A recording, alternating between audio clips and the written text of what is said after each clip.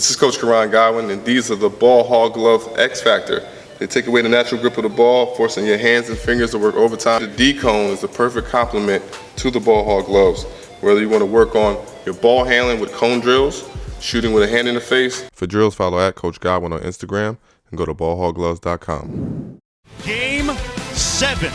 Those two words resonate with the finality, the immediacy, and the urgency of the days for the Clippers and the Utah Jazz. For the game. So what you want to do is hope that he can unleash himself today. Meanwhile, George Hill with the bucket there had Diaw inside with the layup. A very methodical off the inbound. Here's Ingles, who will do a lot of ball handling. Good play, and Hayward with the layup. See, that's deception. You pass the ball one side, and it's George Hill from deep. Got it. Hill with that championship experience going back to his days. We blew an opportunity to close it out at home, and now it's going to be a tougher task here, playing in front of their home crowd on their home floor, and where they've been playing well. Threes, and previously Game 6. Hayward inside, kicks it back out to Favors, and he knocks down the mid-range jumper. When they throw in, you have the mismatch. You have Rivers on your back in the paint. And Joe Ingles finally on the scoreboard, Hubie, for the first time in 3 games now. Diaw kicks it out to Hayward, and he drills the corner 3. You've got to get the layup. And then both of these teams are poor foul shooting teams. And Pierce fouling Hayward, who went strong to the hole. Joe Johnson couldn't turn the corner, and look at that tip by Derrick Favors since coming in for Rudy Gobert with the 2 fouls throughout the series. And Rodney Hood with a good sign for the Jazz knocks down his first field goal. He had been in a shooting slump. Hey, what about Derrick Favors? 6 points here now in the first quarter.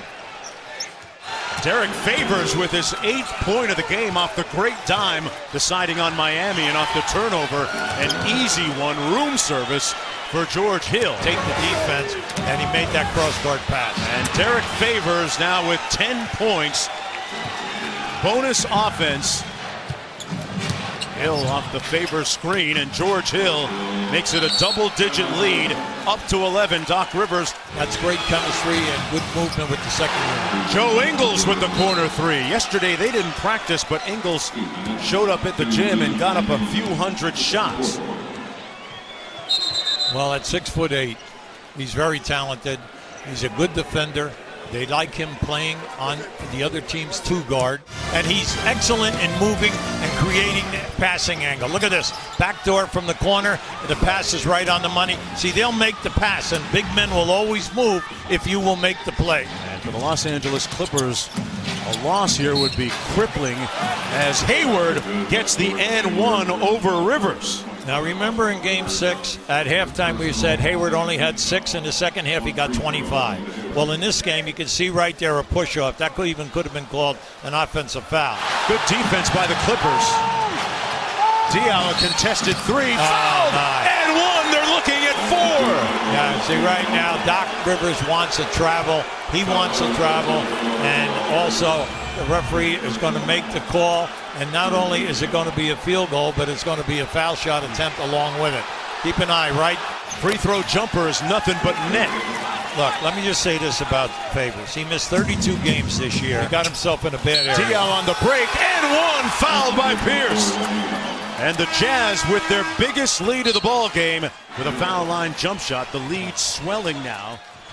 Don't underestimate the defensive rebounding here. Utah Jazz have been terrific. 1 and out. Foul on Jamal Crawford, and that's going to put the Jazz at the free throw line. The penalty in effect. It's okay, Gordon Hayward had his back. And now the Clippers, DeAndre Jordan battling, and that's going to be a foul over the back of Derrick Favors. Just a fantastic finish the other night by the Clippers. Hayward missed the reverse, and Favors with Favor underneath. And end this quarter on an upside. A whistle and a blocking foul against Austin Rivers. Now that helps. That helps because Johnson slammed on the brakes, and what a dime to Favors. It's not going to get any easier, and Joe Johnson with another assist. How about the pass? Hayward behind a couple of staggered screens, patiently knocks down the jump shot. See, in the second half, remember now, Riddick did not have a basket, so Crawford has got to do it. And George Hill sneaking in for the layup. lulling the Clippers defense to sleep.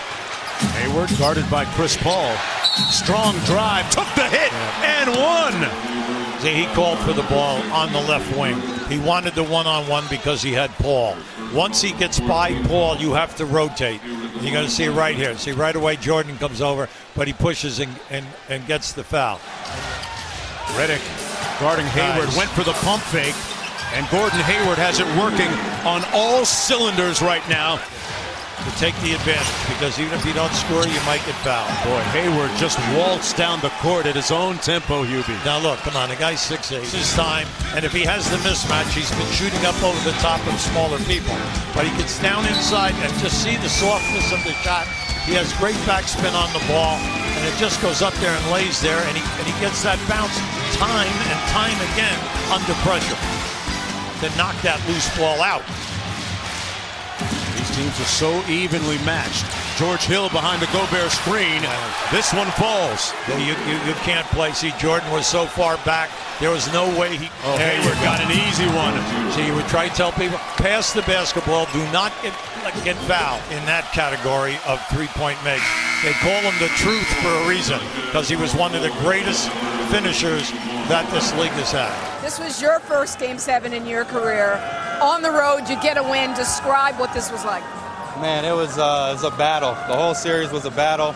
Tonight was no different. It was fun out there, though, especially to compete with my teammates, what we've been through this year as far as injuries and everything. Just a great win for us. Great win. You're a young team, so at first had to start with the belief that you could come here and do it. What were you guys saying to each other that not only could you, but you should come here and win? Yeah, we were confident coming into the series. We had fought through a lot, like I said, all year with injuries and everything. Guys stepped up, so we believed in ourselves. That was the biggest thing, was just belief in ourselves. And coaches had an excellent game plan every series, every game, and we won. So. Speaking of stepping up, what impressed you about the performance that Derrick Favors had when Rudy got into that early foul trouble? Oh, yeah. Fav was huge all game for us tonight, hitting the little pocket jumpers, his defense on DeAndre. Faye's been battling injuries all year, and for him to step up tonight like that, it was huge. Now, this series really came down to you guys controlling the tempo. They weren't able to get out and run like they want to. How do you do that against the Golden State Warriors? Oh, man, they're a whole nother animal. I know coaches will have a game plan for that, too. You got to try to make things difficult, not let them get easy leak-out stuff, easy threes, but we'll worry about that tomorrow. All right, Gordon, congratulations on your first playoff series win. Thank you.